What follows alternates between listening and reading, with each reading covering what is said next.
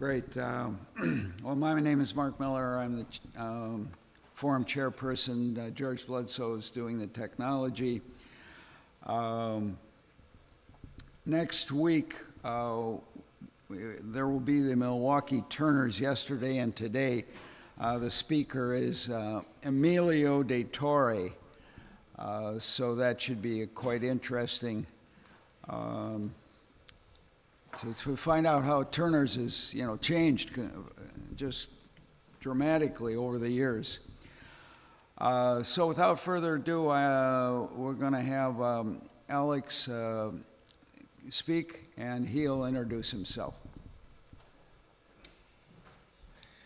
All righty. Am I good with being picked up by the microphone and everything? Okay, great. Thank you so much. And thanks, Mark, for introducing me. Thanks to the church for having me here today. I'm so glad to come back here. Jennifer is still leading the church here, right? Okay, what a great pastor you guys have. Seriously, Jennifer has been an advocate, and I remember when I was part of a climate protest that happened back in 2019. Jennifer was one of the clergy that helped us through a direct action sit-in protest that we did at the Wells Fargo Bank. So you guys are in good hands here. And yeah, Terry did that with me as well. Yeah, back in I think it was December of 2019 that happened. So you guys are in good hands here, and just such a beautiful building. It's so good to come back here. Thank you so much for having me. As Mark said, my name is Alex Brower. I represent the 3rd Aldermanic District on the Common Council here in Milwaukee, Wisconsin, and I'm just really excited to come here because I'm talking about one of the proposals for my campaign and its impact on Milwaukee, and one of the things that we're working on at City Hall, amongst the plethora of other things that are happening down there. Let's see here. Electricity is what we're going to be talking about today, and We Energies. And some of you might be aware that We Energies has served this city since the very pretty much inception of electricity. And since I know there's some people in this room that like history, I'll go into it a little bit here with this. One of the first uses of electricity, according to historian John Gerda, one of the first uses of electricity in Milwaukee and across the country, for that matter, was the conversion of trolley cars from horse-drawn to electric. So that was one of the first uses of electricity. And so that's where a company that was amongst many companies that were providing electricity when it was first introduced to Milwaukee, but that's where a company called the Milwaukee Electric Railway and Light Company became prominent and eventually provided all of the streetcar services, and then eventually branched out into residential and consumer electricity use as well. And so some of the original developments in this city were plotted right near where there were streetcar lines, because that's where they were providing electricity to, and electricity could be provided to houses there. So because I know there's been questions when I talk about this campaign about whether We Energies has always served Milwaukee. The Milwaukee Electric Railway and Light Company was the legal precursor to Wisconsin Electric, which then became We Energies, which serves us today, right? And so throughout that entire time, even when electricity was first coming to Milwaukee in the 1880s, when electricity was first arriving in Milwaukee, there were people in public life at that time who were saying, this new thing that's coming down the pike and that's providing services to all of us should be under public ownership. So even back then, some of you, for those history nerds in the room, some of you might be familiar with the fact that in 1886, the Knights of Labor ran a large campaign to call for an 8-hour workday, right? And there was a big rally in Chicago, and there was also a rally and march here in Milwaukee in the spring of 1886. I believe it was May 5th of 1886, where actually 6 people were shot by the National Guard down in Bayview, the Bayview Massacre, as many of you heard. This does relate to We Energies. I'll bring it back here. But after that, a group of far left individuals from that movement were able to take over city government. That they actually commissioned the building of our city hall. And one of the other things that they were calling for at that time as well, that those people were calling for, was, again, as I said, public ownership of public utilities. So even at its very inception, there was, in its very introduction into Milwaukee, there was a push for electricity to be provided solely for the public good and not for profit. And so that's mostly what I'm here today to talk about is the campaign, the policy goal that our office has, and the campaign that the Milwaukee Democratic Socialists of America have to replace We Energies with a municipal or cooperative utility. Which I know probably sounds insane. I'm just going to acknowledge that right away. That probably sounds insane because We Energies is a lot like gravity or air. It just exists in this city, right? And we don't even think about it really. I mean, it's as easy as turning a light on. For a lot of Milwaukeeans, though, We Energies is really present. And for probably even some people in this room, We Energies is really present during that time of the month when bills are called and being collected, right? That's one of the issues that we in the left here in Milwaukee have with We Energies is the high prices that are being burdened on of the working class here. But just to go back to some of the history here and start with the beginning, as I said, when electricity first came along, people were calling for it to be under public ownership. Those campaigns, those calls continued throughout history. And when the Social Democratic Party, the sewer socialists, the party of the sewer socialists of the old days here in Milwaukee, when the Socialist Democratic Party was founded in 1898 here in Milwaukee, Wisconsin, by Eugene Debs and Victor Berger, one of their main platform planks was public ownership of public utilities. For those of you that know me, I ran for office as a socialist, and so I'm proud to carry on that tradition of calling for things that everybody uses to be owned by everyone. Which is different than other ideologies that are out there, right? I mean, the free market, the idea of the free market, the idea of capitalism is something that's deeply entrenched in our society, but I would argue as a socialist that something like capitalism hasn't always existed. It's not an innate condition of humanity, right? And we can collectively make a decision to emerge and above it and beyond it into something different, and I would argue that that should be socialism. But when it comes to things that we all use, that's one of the principles that we hold as socialists, that things that everybody use should be owned collectively. Under capitalism right now, we have a situation where you can, and I know a lot of you know what capitalism is, but let's just define it, right? It's the situation where a certain class of individuals can invest in and own an enterprise or corporation or concern, right, without actually doing the work themselves, and their ownership stake allows them to profit from the what Karl Marx would call the surplus labor value of that enterprise or concern, and allows them to profit from it. That is capitalism. And so I would argue to all of you, that capitalism hasn't always existed in humanity. And we've had commerce, yes, but we have not always had capitalism. It's a more recent creature of human history that has come upon us. And so when we talk about We Energies, what we are talking about is an entity that is owned by investors. For those of you that aren't aware, in the utility sector, We Energies is what's referred to as an IOU, or an investor-owned utility. WEC Energy Group, which is based here in Milwaukee and owns just a few other utilities, is traded on the stock market. You can buy stock in We Energies, which, by my definition of capitalism, would mean that it is owned by capitalists for the primary purpose being profit for the owners.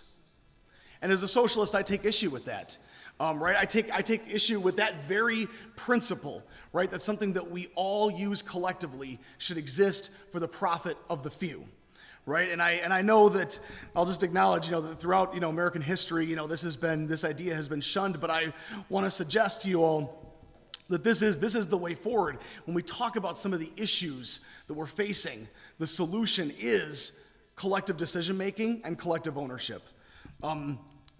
So when the Social Democratic Party came into prominence here in Milwaukee with the socialist mayors and socialist common council, Emil Sedell was the first socialist mayor. Frank Zeidler was the last socialist mayor. I know there's some people in this room who knew Frank very well.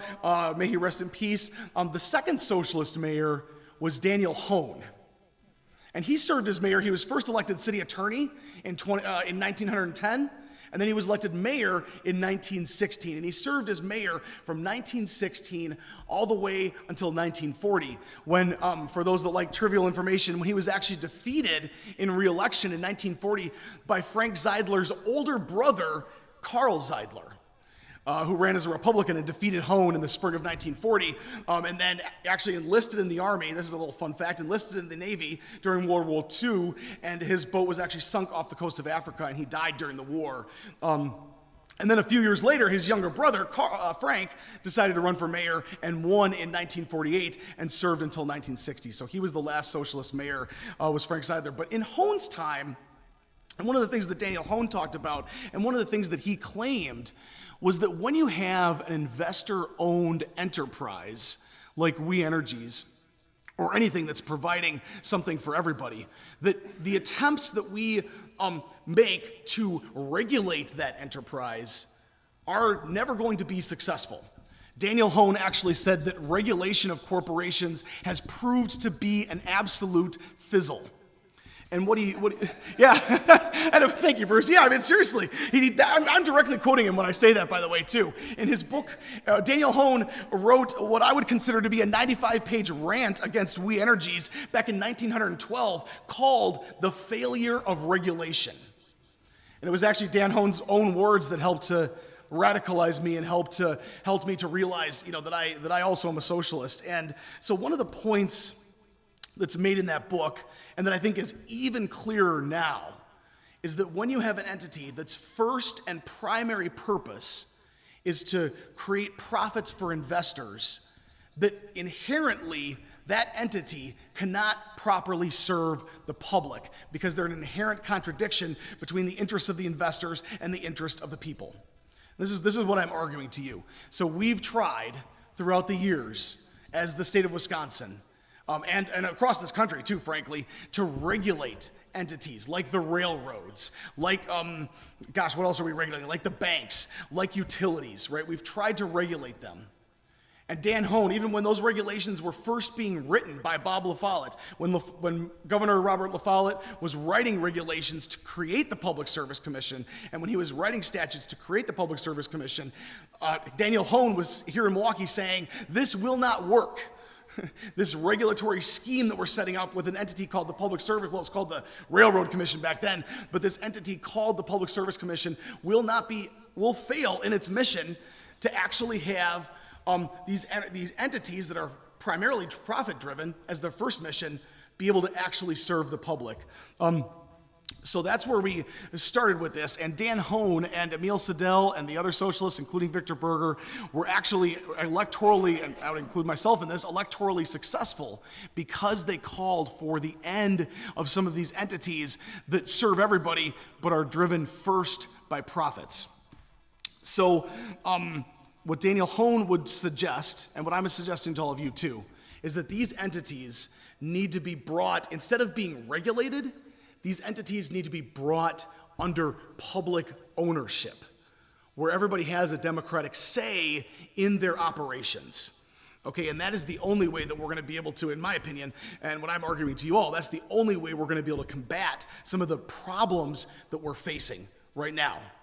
And let's just go through a few of those here, right? When we talk about We Energies, what we're talking about is an entity that maybe a majority of its customers is something that they can comfortably pay, but for the working class, and especially the working class here in Milwaukee, and in a bunch of our distressed zip codes across this city, the ability to pay those bills is in itself a burden. Right? I know there's probably people in this room, I include myself in this, and I can comfortably pay my We Energies bill, right? But there are people out there who can't, and who struggle with it, and who end up getting their lights shut off, right? Or worse, their credit score damaged. And I know We Energies has recently switched away from doing credit reports on some of that stuff, so that's a good step. But we're still faced with what some advocates have called the energy burden.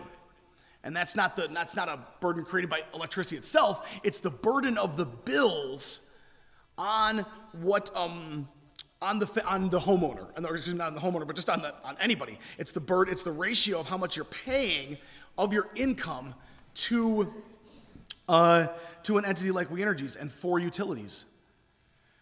So one of the first issues that we have with We Energies is the high cost. We do pay according to an article in the Shepherd Express a few years ago, there was a study done that we do actually pay more than other metro areas of similar size here in Milwaukee for our utility bills.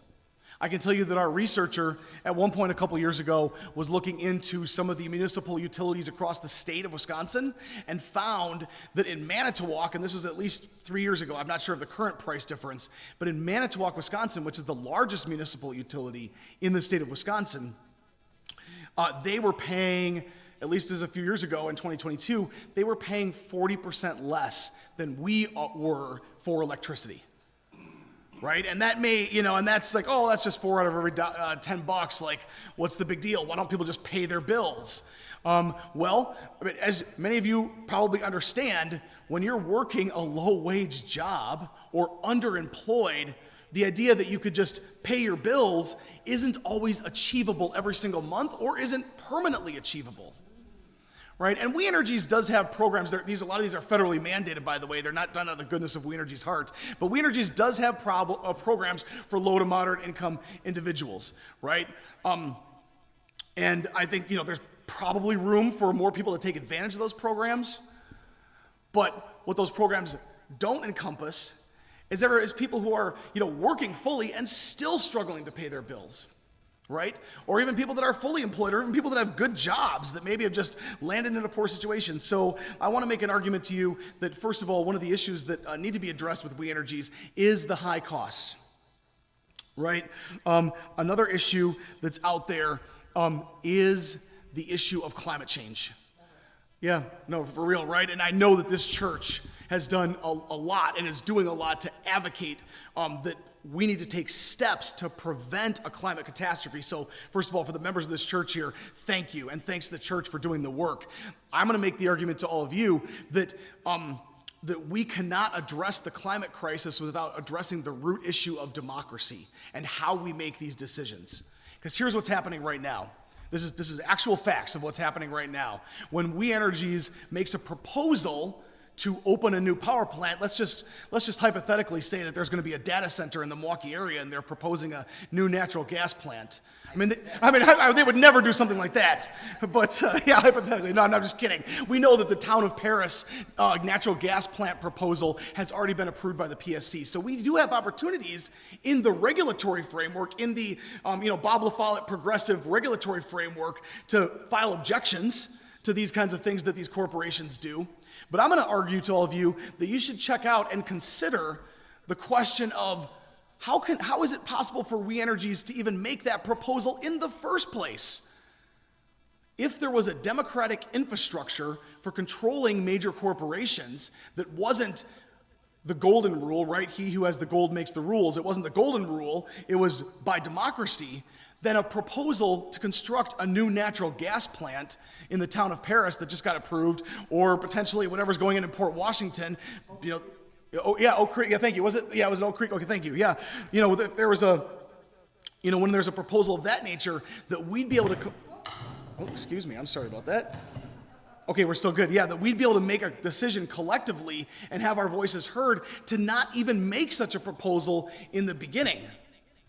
So I would argue that under the regulatory framework that we're under right now, we're doing a lot of running around and fighting on whether we're filing different things or making statements to the Public Service Commission or filing objections. But really, in the end, the real power, despite the regulatory framework, the real power lies with We Energies and its board of directors.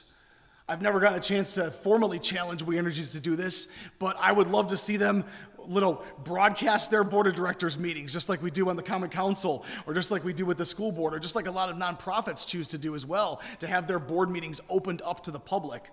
I think their conversations would be entirely different if that were the case, and a proposal to propose a new natural gas plant would be dead on arrival at the board of directors if there was public scrutiny, or even better yet, if those directors were elected by the consumers or appointed by elected officials.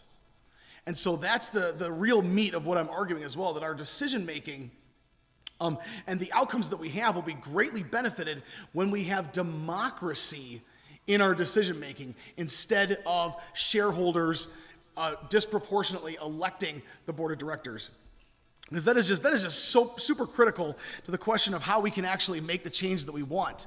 I mean, why do we have to do a sit-in at Wells Fargo, like Terry and I did a few years ago? Why do we have to protest at the PSC? Why are these decisions, or why are these frankly bad ideas that go against science, right? We are using the scientific method. I mean, not all of our government is on board with the scientific method anymore, but we are using the scientific method to determine that we are facing a climate catastrophe, and that action needs to be taken within the next few years to curb some of the worst possible outcomes that people that are using what we objectively have, the scientific method, to determine that there could be climate catastrophe, right? So when we introduce the idea of democracy in the mix and make sure that all of these entities that are making bad decisions are controlled democratically, then we won't have those bad decisions or bad proposals in the first place to fight against. And so it was this line of logic that led Daniel Hone, like I said, more than 100 years ago, to say that regulation has been a complete fizzle.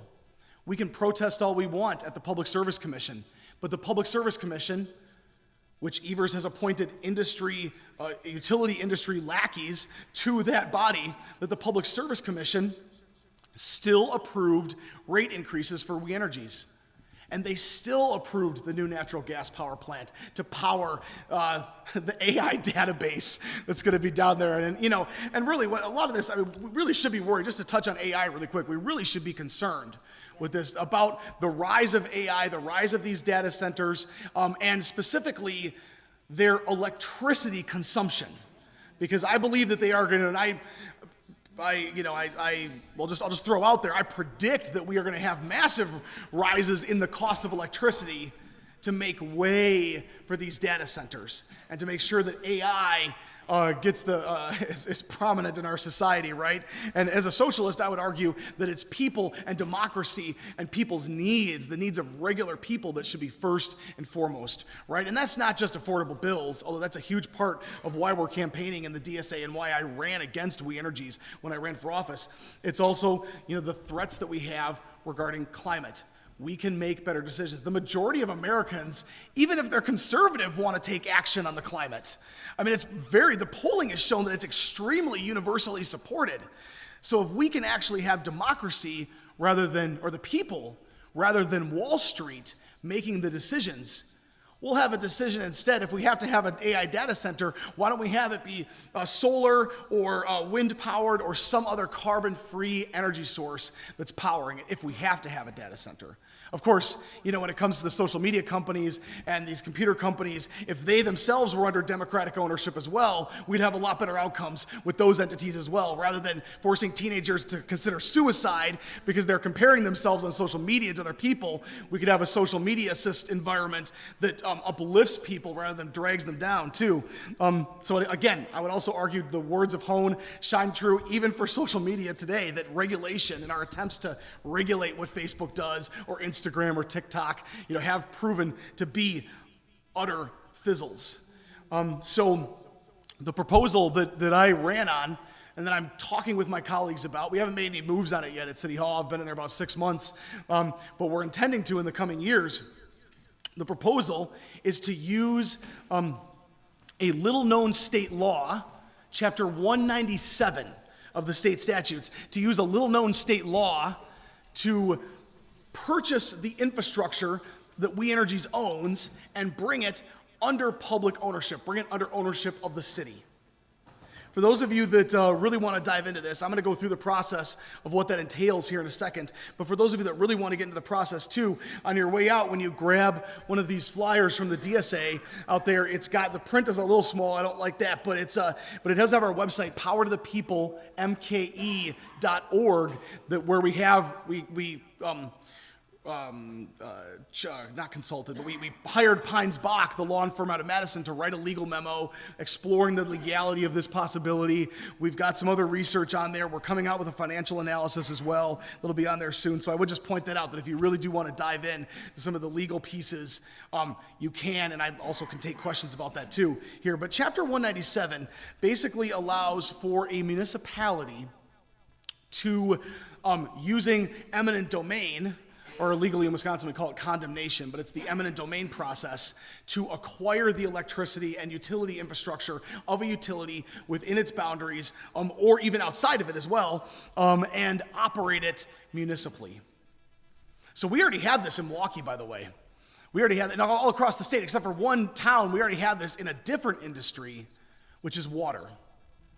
We already have a municipal water system, right? And with the exception, with the in some ways tragic exception of the cryptosporidium outbreak in the 90s, the Milwaukee Water Works has provided clean and reliable drinking water to Milwaukeeans since its inception, at the turn of the, not this just recent turn of the last century, but the turn of the century before that.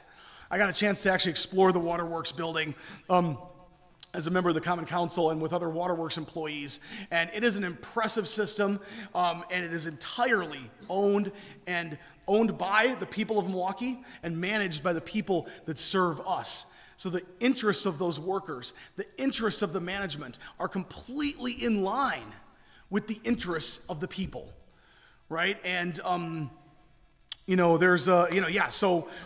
I've found that Waterworks is a prime example, and all across the state, actually. There's not only one city in the state that does not have its own municipal water. There were two a few years ago. Beloit used Chapter 197 to buy out the water system from Alliant Energy, and then the last one that's in Wisconsin, and they are considering using this law that I'm talking about, is the city of Superior, where their water system is also privately owned. And they've been dealing with rate increase after rate increase after rate increase on their water. So, we have our water system, and we're maybe a little spoiled because in Superior or other cities across the country, they're facing rate increases because the Superior is under the control of an investor-owned utility with their water system. And I would argue that the benefits, yeah, Bruce. What's the difference in the salary of the CEO of the Waterworks versus Ooh. the energy? That's a great question. As an example. Yeah. Okay. So what? Just for the people on the internet and for those that didn't hear in the room, Bruce here was asking about what the difference in salary is between the CEO of We Energies and the leader of Waterworks. Gosh, I know that the We Energies CEO is making in the multi-millions currently. This is around 14 is what you're saying, Bruce? Okay, yeah, it's around 14. I wasn't even aware of that specifically. But I can tell you that the manager of our waterworks here in Milwaukee, I believe makes approximately $160,000 a year. So it's a handsome salary, something around there. I'm not totally sure of the number, but so it's a handsome salary, but not nearly as close as that with We Energies. I'll take one more question, and then I want to go over the yeah. Okay. The sewage district actually has more surface area than actually the Milwaukee Water Works. So Yeah. somebody might tell you, Bruce, that hey, the Milwaukee Water Works only covers so much, and they actually contract with outlying communities as well. So Yeah. it's a travesty. I'm so glad you brought that up. So back there, what was your name again? Dave Fowler. Yeah, Dave. Yeah, what Dave brought up was the idea of the sewerage district as well, which expands beyond the city of Milwaukee's boundaries. It's controlled under a different governing statute, although the city of Milwaukee has appointees. It's a joint board of the municipalities that it serves and other entities. So the Milwaukee Sewerage District, MMSD, Milwaukee Metropolitan Sewerage District, serves beyond the city of Milwaukee as well with all of our wastewater management as well, and serves with, we do pay for that as well on our water bill. We do have a sewerage fee, so there is a utility charge there. But the fact that as an elected official, I barely hear people talk about that bill, talk about the water bill, speaks to it already.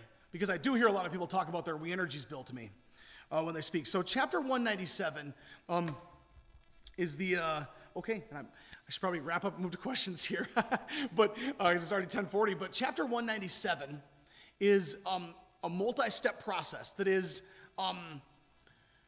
difficult but not impossible. I've been accused in this work against We Energies of tilting at windmills with this, but I would argue to all of you that nothing that's worthwhile in this world is easy.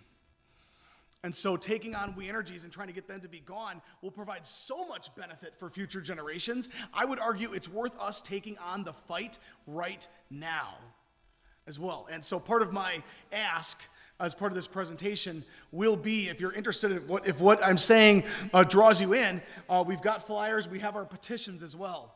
So you can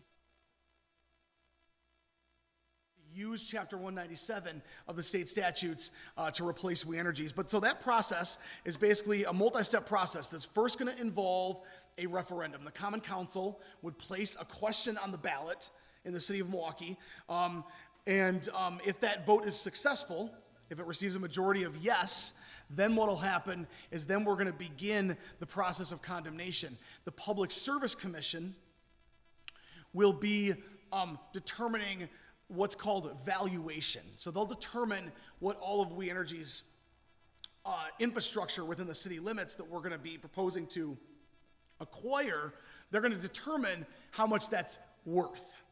And of course, as you can imagine, the question of how much does a wire that's strung between two poles cost will be heavily litigated. We're just going to anticipate that, right? I mean, obviously, we're going to make the argument that We Energies has done such a poor job of maintaining its infrastructure that if the city gets anything other than bargain basement prices for what they have here in this city, we are getting ripped off. But that'll be litigated at the Public Service Commission, the valuation. And then the city, so right where we have the referendum first, that's voted yes. Then there's the valuation process, and then the city will begin the condemnation or purchase of the infrastructure. And you might ask, and I get this question all the time, how is a city that's nearly broke like Milwaukee, and it is nearly broke, how is a city that's nearly broke like Milwaukee going to be able to afford to buy the infrastructure, right? We are not going to write a check from the city's treasury. This could be anywhere, the cost of this could be anywhere between $700 million to $1 billion in purchase, depending on how it gets litigated, right? The way it will be financed is the way that any municipality across this country or any corporation finances infrastructure, by floating a bond. So we'll use what's called a revenue bond to purchase this. And a revenue bond is a very special instrument because, as many of you know, if you guys like to nerd out like me on municipal finance, you may already know that in our state's constitution, there's a limit on how much debt any city in Wisconsin can have. That's a good thing to have in our state's constitution, by the way. There's a limit to how much debt we can have, right? But in our state's constitution, if debt is taken on for the purposes of creating a utility, it does not have to comply with that debt limit, because these revenue bonds are structured in a special way where the infrastructure itself is put up as collateral and not the city's treasury, as is under a general obligation bond. So normally when the city borrows for a road or a major infrastructure project, it does use what's called a GO bond or a general obligation bond. That puts the whole city's treasury at risk if we default. I mean, the city of Milwaukee has never defaulted on its loans. But a revenue bond will put the infrastructure that we are purchasing up as collateral if we default. So it is less financially, the reason there's no limit on that in the state's constitution is that the reason that exists is because there's so little risk financially for the city of Milwaukee to engage in that kind of borrowing. In fact, investors, I hate to bring the capitalist class into this discussion, but investors love revenue bonds. The first reason is, as many of you know, when you purchase a municipal bond, you do not pay income taxes on the interest that is paid to you. So investors, I guess we have some agreement with the capitalists where if they buy a municipal bond, they will not have to pay their income taxes on that interest. And then, so that's how the city will afford this. And then the payments on those revenue bonds, just like when Waterworks lays new pipe, they will issue revenue bonds depending on the size of the project. They will issue revenue bonds, or another municipal utility across this state or country, when it engages in building, it may potentially use revenue bonds, and those will be paid back by the ratepayers. Okay, just as any other, like when We Energies builds these power plants, I mean, We Energies is doing the same thing, except we're not going to be acquiring a profit motive, right? When We Energies is going to be building this new natural gas plant, or when they built the Oak Creek power plant, I'm pretty sure some of the people in this room were involved in that fight back in 2004 or 2005 against the Oak Creek plant. When they build those things, they bond. Just like our city would be doing, by the way. They bond for that stuff, and ratepayers pay those costs. And so what we're arguing, though, is that we should be bonding for this, and that paying that back will result in the city and us collectively owning an asset. that'll be able to be used for by future generations in perpetuity, potentially, as long as Western civilization continues to exist. And hopefully we can keep that going for a little bit longer anyway, if Donald Trump doesn't drive us into the ground. I don't know if I can be how political how electoral I can be too much in the church here, but so other cities across the country have this, by the way. The largest municipal utility in the country is Los Angeles Power and Light. So, of all the complaints you hear about Los Angeles, about how many homeless people there are on Skid Row, or about whatever, how expensive it is, what you don't hear from Los Angeles is how expensive their utility bills are. And I don't have a direct comparison about what they pay versus what we pay. They probably still pay more because it's California, right? But relatively, they're paying lower than other ratepayers in California that are under the yoke of PG&E out there. So that's the largest municipal utility in the country. This can be done on a big scale because some people look to Wisconsin. There are 81 communities in Wisconsin that have what I am proposing, by the way. Oconomowoc, Jefferson, Sun Prairie, let's see what else. I think Rapids. The largest one is Manitowoc. Okay, now that's a pretty small city compared to Milwaukee. So some people are pointing to that and saying, oh, well, all right, Brower, this is, it works in a small town, but not in a big town. In other cities across this country, we have large-scale public power. Los Angeles Power and Light is the largest one. Let's see, but it's not just that. It's Cleveland. It's Memphis. It's Kansas City. Another big one that's out there too is Long Island. Back in the late 80s, there was a private company, kind of like We Energies, called Long Island Power and Light that was just doing an absolute terrible job. Sound familiar? So what happened is, actually, ironically, Republicans would never do something like this today, but Republicans and Democrats came together in New York after a major storm that wiped out power for people and kept people in the dark unreasonably long. They came together. Actually, George Pataki, who ended up becoming governor, was a leader in this, and they created the Long Island Public Power Authority. And it's not a municipal utility. It's not exactly what I'm proposing for Milwaukee, because there's gubernatorial appointees, there's people from the counties appointed to the board, so it's a multi-jurisdictional approach. But Long Island Public Power has been completely successful, and that's been one of the more recent ones, by the way. That was in the late 80s, and that was a conversion of 1.2 million people from investor-owned utility to public power. And almost any community, I've only found one, by the way, of the over 2,000 communities in the United States that have public power, I've only found one that is actually switching back to an investor-owned utility. All of the rest of them, and that's in Florida, and you know how politically backwards that state can be sometimes. We've only found one community that switched back to investor-owned. So when people have this, even in deep red areas like Jefferson, you'll have to rip their public power out of their cold, dead hands, or Manitowoc too. Interesting thing about Manitowoc. And Manitowoc being, the largest municipal utility currently in the state of Wisconsin, it actually became that way because while the socialists down here in Milwaukee were fighting for public power, just like I am today, up in Manitowoc, they were successful. So the socialist mayor in Manitowoc and the socialist common council back in 1916 were able to acquire the infrastructure of the investor-owned utility back then. And now it is, and they are reaping the fruits of what was sown more than 100 years ago today with lower utility bills and more reliability. And that's what we can have here too. And, I always get the argument from people, oh, well, this is just such a big project, it's going to take too long. But again, I would make the argument to all of you that things that are worthwhile are going to be difficult. Let me just make one more thought here, and I'll move on to questions. I do see your hand there, sir. Make sure I get to all my points here. Let's see here. I think it's worth noting that all these efforts across human history have taken a long time and been difficult. But there's for example, let's just think of one right now. Back in 1848, we go to upstate New York. Most of you know what happened then, the Seneca Falls Convention, right? Where women from all over the country got together. Yeah, Pat, you know what I'm talking about. Yeah, where women from all over the country got together in 1848 and said that women should have suffrage, right? And at least in Wisconsin, It wasn't until, I think, 63 years later, in the spring of 1911 in Wisconsin, where it was the first election that women could vote in. And by the way, that was only a school board election, by the way, too. That they're like, oh, well, okay, we can let women vote in school board races. And obviously other states were before Wisconsin and women's suffrage. But even, so something monumental, it's just going to be difficult and hard and may take a long time. I think with the way things are going right now and with what We Energies is demonstrating to Milwaukee, that taking them on, defeating them, will be not take as long as we think, I believe. So I've gone over a little bit of the process. I'll just announce also that the DSA has this campaign. That's what helped me get elected. In the December of 2022, we launched this campaign at the Washington Park Senior Center with a packed town hall of almost 120 people present.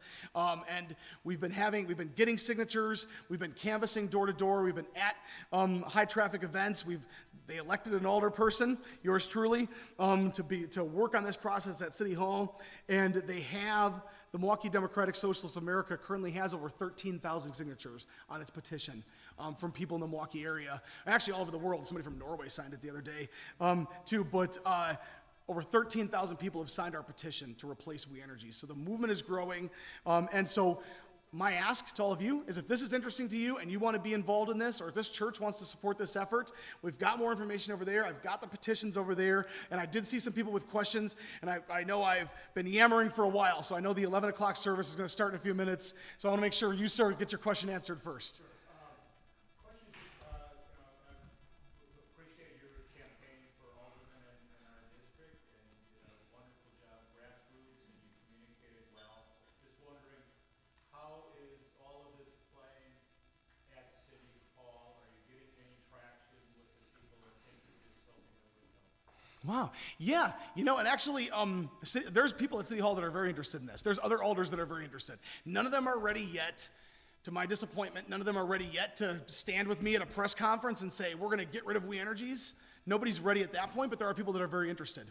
There are people that are very, very interested in this, because We Energies has been demonstrating again and again just how terrible of a community provider they are.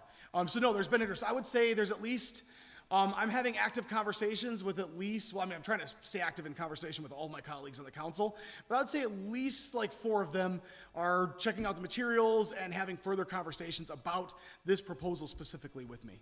We would need a council majority to put a question on the ballot, so that would involve at least 8 people on the council. So you first, yeah. We Energies serves much more than the city of Milwaukee, but you're only talking about a change for the city of Milwaukee, am I right? Yeah, that's correct. And I should have repeated the question for that. Yes, I can totally give you an answer for that. Let me just, for the last comment that I made, the question was there anybody interested on the council, just for everybody online, was there anybody interested on the council who I've been talking to, and you heard my answer on that. And then the next question that maybe people online didn't hear, or for the rest of us in the room, was this proposal that I'm talking about is for the city of Milwaukee. What about the people that the rest of We Energies service area? Because you're correct, We Energies serves almost all of southeastern Wisconsin, with the exception of the municipal utility areas like Cedarburg, like Manitowoc, other areas. They serve almost the entirety of southeastern Wisconsin. WEC Energy Group itself also owns WPS, which serves Green Bay and northeastern Wisconsin, as well as they're part owners of American Transmission Company as well, which builds high tension power lines. The answer is, I guess the short answer is it's complicated, but the long answer is that there actually is another statute, very next one, Chapter 198 of the Wisconsin statutes, that allows for multiple municipalities to come together to form kind of like an MMSD kind of thing, a multi-municipality public power district. It's not currently it is a chapter that exists, it's not currently in use whatsoever, so that's a possibility. If this thing grows, and then other cities want to join us, like that is a possibility. I mean, I would love for all of Wisconsin to be liberated from investor-owned utilities, frankly.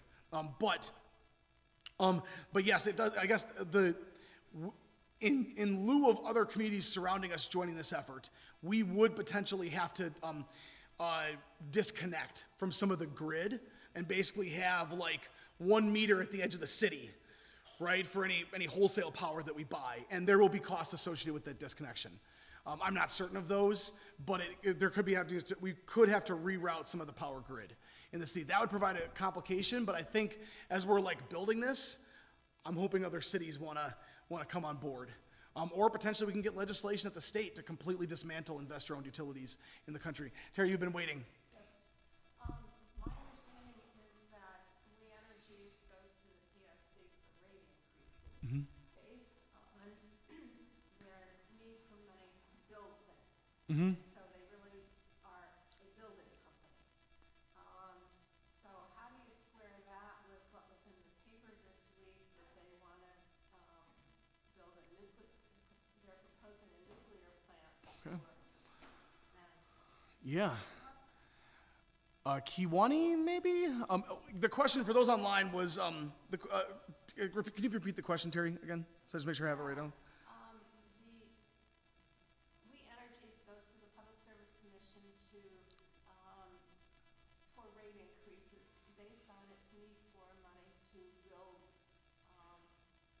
new plants. How do you square that with if it's wanting to build a nuclear plant? Yeah. So the question was just about the proposal for the new nuclear or the restart of a decommissioned nuclear power plant on the shores of Lake Michigan by We Energies. And I guess, a couple different things. First, I'll just reiterate that if we had democratic control of the infrastructure, we'd be able to decide whether we want nuclear or not. Nuclear does offer the option of having zero emissions. There's other potential risks with nuclear energy as well. But I think I just want to underline that the importance of we will have more democracy if we have a democratic utility and be able to make collective decisions about what kind of new infrastructure that we want to construct, right? And that is a part of what the PSC has been approving. And frankly, the PSC should be denying some of these things. Right? If there's that, but I'll just also underline that there's just not, with the current framework we have, there's not going to be a way for us to really have a say in what's going on without getting rid of We Energies. With the way the PSC is currently structured, I don't see a reason that they wouldn't approve that proposal and then have the residential ratepayers pay for it. You've been waiting with a question. Okay. Yeah, I really appreciate your enthusiasm for this whole program here. Thank you. My question is, you mentioned AI before, and the amount of energy that's required for it, which is astronomical. The Chinese have developed an open source software that uses a fraction of energy. I don't know how much you've heard about that, but this sounds astounding to me that we would accept the open source software to save this tremendous amount of energy and make use of it. What do you know about this? Sounds like something that we should be using because it's available. Yeah, so for those online in the room who didn't hear, the question was about AI electricity consumption with the data centers, and I had made a comment about that earlier. And then also the question specifically was, am I aware of any of the current software or other AI models that are out there that potentially are coming from China that consume less energy? And I'll just to be frank, I actually am not aware of that. This is a problem. It's not just competition within the United States that creates problems, right? It's the fact that we have to compete for everything under capitalism, is a problem broadly within the American society. It also is global, right? China, China does leave a lot to be desired when it comes to civil liberties and how they're exercising their government with their people. But I will say that I think we would be better off if the United States decided to be, more cooperative with China rather than against. And so I'm guessing if such a model exists of what you're talking about, and I haven't seen any of it, but if such a model exists, one of the blocks would be a reluctance by the administration, and then they're pushing that on the telecom and internet companies to not, participate in this open software that could potentially reduce energy costs. I hope that's true. It was probably Time Magazine or someplace Okay. like that I read it. I would think this would be big news, that it seems to be reliable news source that's talking about this, Yeah. that it would be used. Yeah, and the person was just commenting that there's, it's a reliable news source. We should be utilizing it. I would agree. It's worth pursuing. You've been waiting. Yeah, third act, yeah. I forgot your first name. Sorry, I just go by your group. Yeah. Yeah. Go ahead. My question was, whether it's a public-owned utility or whether it's a private-owned utility, the PSC does have a lot of say on everything. I mean, what about addressing that? Yeah, no, that's a great question. For those that didn't hear and those online, the question was, there was a statement that municipal utilities are subject to regulation by the Public Service Commission in addition to the investor-owned utilities. And so how does this, how does that factor in to this particular thing? I mean, first of all, I'll say the biggest thing will be what proposals we are arriving at the PSC with. What are we, like in the first part, like We Energies comes to the Public Service Commission and says, we want to increase rates. I mean, there's a whole set of decision-making before it hits the Public Service Commission. There's a whole set of decision-making that is going on within We Energies. What will be our proposal? What is going to be our justification for this rate increase? And that sort of thing. So so when we get the public with a municipal utility, we're going to have the public in those conversations. I can tell you right now, as an example, that the City of Milwaukee Waterworks is going to be pursuing a rate increase as well to cover some additional costs that have happened as part of its operations. But I can tell you that all of us who are in elected office, who represent people and who have constituencies in mind and who don't want massive rate increases, got a chance to thoroughly question, as part of the public discourse, thoroughly question the people, the Commissioner of Public Works, Gerald Krusky, and the Director of Waterworks, Pat Polly, about that proposal. So the first part would be, how does that factor in the PSC? I would argue that we have a good option to have a better conversation before it even hits the Public Service Commission. So that's the one piece. And then, with the Public Service Commission so I think like whatever decision we go to the Public Service Commission with will be one that Milwaukee is on board with, at least through its elected representatives, and at least discussed in the public sphere before we go to the Public Service Commission. That's the biggest one. The other piece about this too is that what we're going to need to do as we build up this movement is making sure that, we're not just electing great people and people who are politically aligned with public ownership of public utilities at the local level. It needs to go all the way up too. And so over the years, as this campaign progresses, I think we're going to see, I hope that we see, with Evers' successor, somebody in the governor's mansion who's 100% behind consumers. Well, you keep saying Evers appointed the PSC. It's the legislature That confirms it, that's correct. over who was on the PSC. Yeah, the state Senate confirms their appointments, that's correct, yeah. So it has to be, across the state, we have to build, to make this fully successful, we are going to need to build a movement that spans beyond Milwaukee's borders as well. I think and the DSA is attempting to do it, and I think taking on a big campaign like this will bring energy, and I think we're even going to see, just because of the work we've done in Milwaukee, I think we're going to see some commitments from candidates for governor to succeed Evers who are going to be in support of public ownership as well. I'm hoping that that's the case. The legislature has to support the governor. That's not happening. Yeah, that's correct. Yeah. Yeah, in the back. This is a follow-up to Terry's question, but Yeah. in Michigan, Detroit Edison did propose a new nuclear plant. Okay. And a group of people led by my grandmotherly mother against 7 Ivy League attorneys from Detroit Edison did succeed in a lawsuit that prevented Detroit Edison from going ahead with a nuclear plant. Sierra Club was very involved too. But the bottom line was that what Detroit Edison was doing was taking the utility companies in the northern part of the state to finance the Detroit nuclear plant.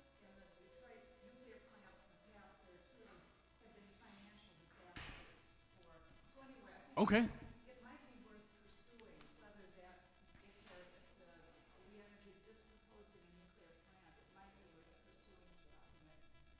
It's happened in Michigan.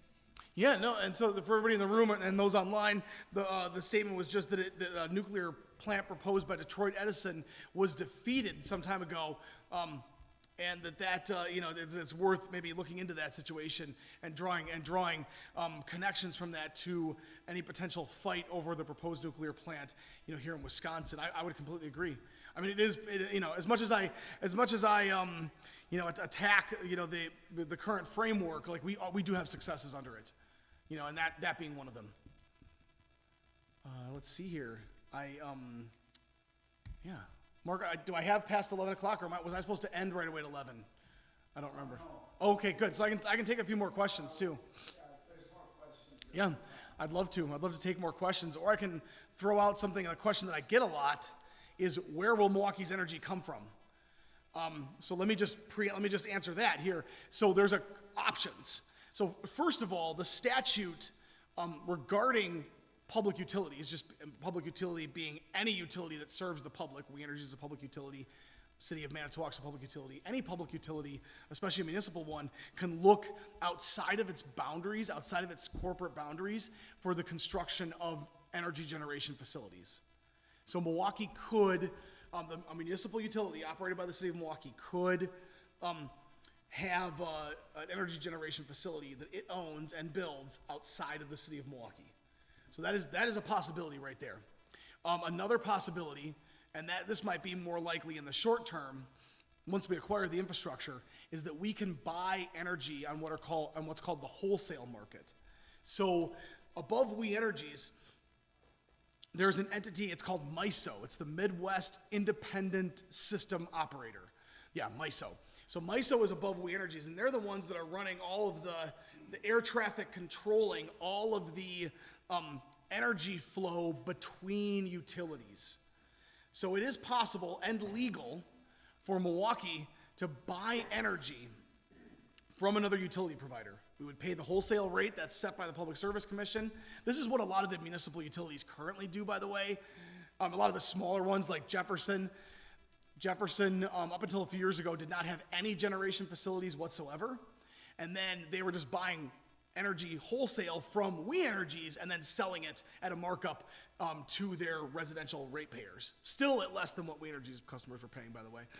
But yeah, so that's what Jefferson was doing. Now Jefferson did build, and it went online I think 5 years ago, a 5-acre solar field as well.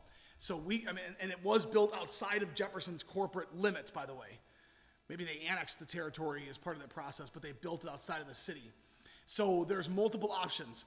We could, upon disconnection, we could operate, basically, like I said earlier, have one giant meter at the edge of town. I'm being a little, it's not actually gonna be a giant meter outside the edge of town, but we'll have, for the purposes of this conversation, we'll have a meter at the edge of the city that we can buy wholesale electricity. The feds also sell electricity on the wholesale markets. The federal government sells electricity on the wholesale markets generated by federally owned hydropower plants, and that electricity is sold to municipal utilities on a first-come, first-served basis at cost. So so municipal utilities actually have new energy options too. And whether Milwaukee would be eligible for that or not, I'm not totally sure. But that's a question, where we're gonna get it, and you have a question back there, yeah? Is there any way the federal government could get involved with this, and in particular the current administration? There's many ways, yes. So the question was if the federal government could get involved in this, whether with this current administration or future ones. Yes, there's many ways. There's federal statutes, the first thing being that there are federal statutes that regulate energy delivery. We're subject to those. I'm not sure of the extent of those laws.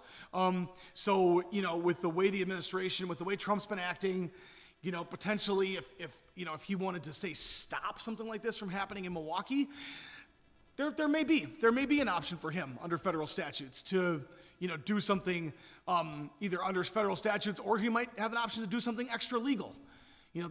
He's been doing that, and that's not out of the question, and hopefully a movement of regular people can stand up and stop him. I mean, there's been signs already, right? Like he wanted to bring the National Guard to Illinois, and there's not been talk of that recently. That was defeated and stopped.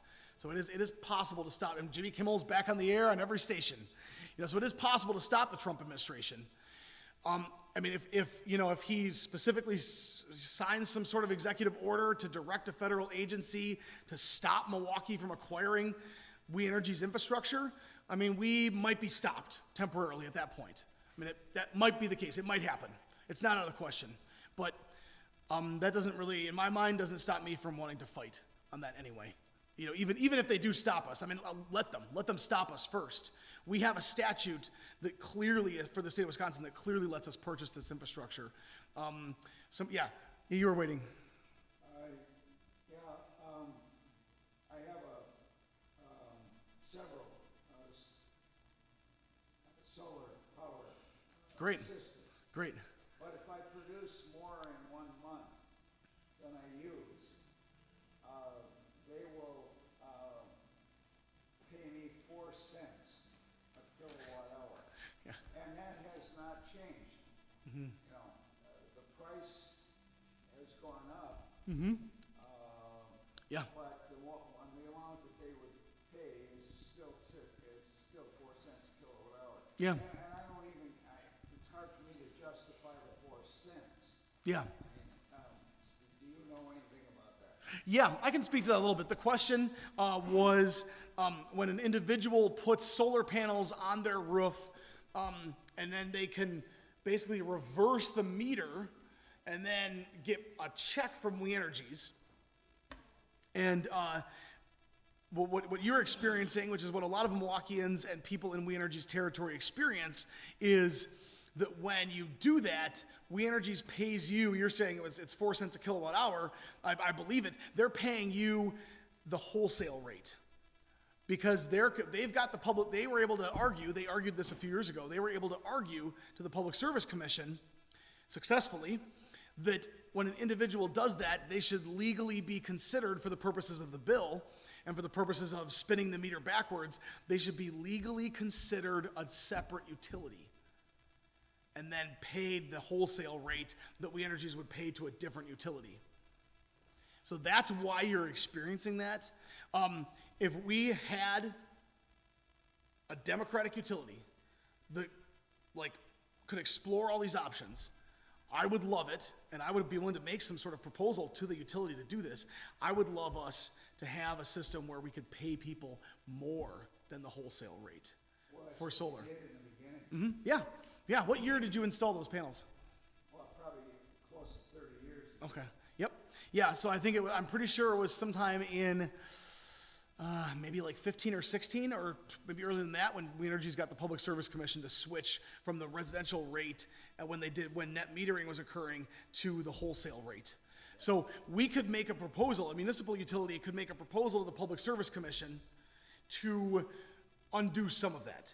Now, We Energies made a not entirely unreasonable argument that, there are, when you have power coming in and out of the grid like that, there are potentially in other costs associated with that the utility has to bear. So that's not an entirely unreasonable argument that We Energies made, that they said, well, we can't pay the full retail price when you send it back. But there's a huge difference between paying you the full retail price when you're net metering all the way to the wholesale rate. And so, we probably have options somewhere in there. It just depends on, I think a municipal utility in Milwaukee should encourage it. In fact, the municipal utility in Milwaukee could literally, I would argue we should do this. We should say, let's take this whole block or multiple blocks and with the consent of the property owners, install as many solar panels as we can. And then now we have an in-city energy generation facility.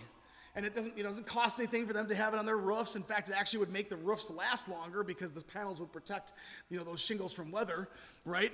A scheme like that, I think, would be really, really appropriate. In addition to saying, if you want to buy panels on your own, out of your own pocket, that we can offer a better price for that electricity from those residential customers who choose to do that. So that, I'd totally be in favor. I didn't appreciate when We Energies did that back then, and I don't appreciate it now. And it should be a different policy. I'm not sure what the other utilities are doing.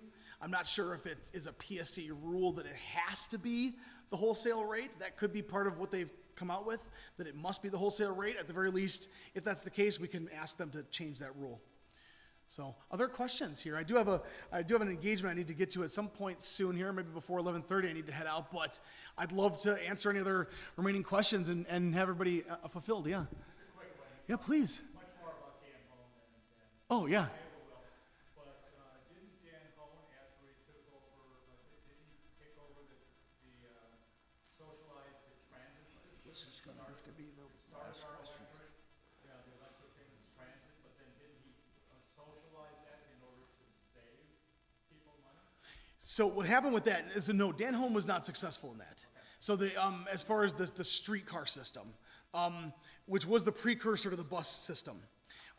So that was one of Dan Hone's major fights, is they were trying to acquire both the streetcar system and the electric grid from We Energies. And so when Dan Hone campaigned for mayor on the promise of public ownership for public utilities, like that's when he campaigned on that, that is what he was talking about. No, he was not successful. He was not successful. They actually, they went to referendum twice. There was 2 referendums in Milwaukee, both of them failed because of We Energy's spending in those elections. So they did that, but then what happened, what you might be referring to, and what you all might be familiar with, is that then when We Energies spun off the buses, because remember it went from streetcars, and then they transitioned to trackless trolleys, and then they transitioned to full-blown buses, right? So by the middle of the 50s, it was all just buses here in Milwaukee. And then that was in Zeidler's time too, when they got rid of the metropolitan rail system as well, the one that went all the way out to East Troy. So by the mid-50s, it was just a bus company. We Energies spun that off into a different company, and then that company went bankrupt, and Milwaukee County bought it in the 70s. And then that's why we have the Milwaukee County transit system now. So it was brought under public ownership many years later under Milwaukee County. Interestingly enough, though, Milwaukee County, the operator is the Milwaukee Transport Company. So the county holds the title to all the property and the title of the buses, but the employees are of the Milwaukee Transit Company. And I think I am about to be pulled with a shepherd's hook off the stage. So I just really appreciate all of you. Thank you all so much. Thank you. Yeah. If you want to sign the petition, you may. I'm gonna leave in a moment with those clipboards, or if you want to grab one to take home or grab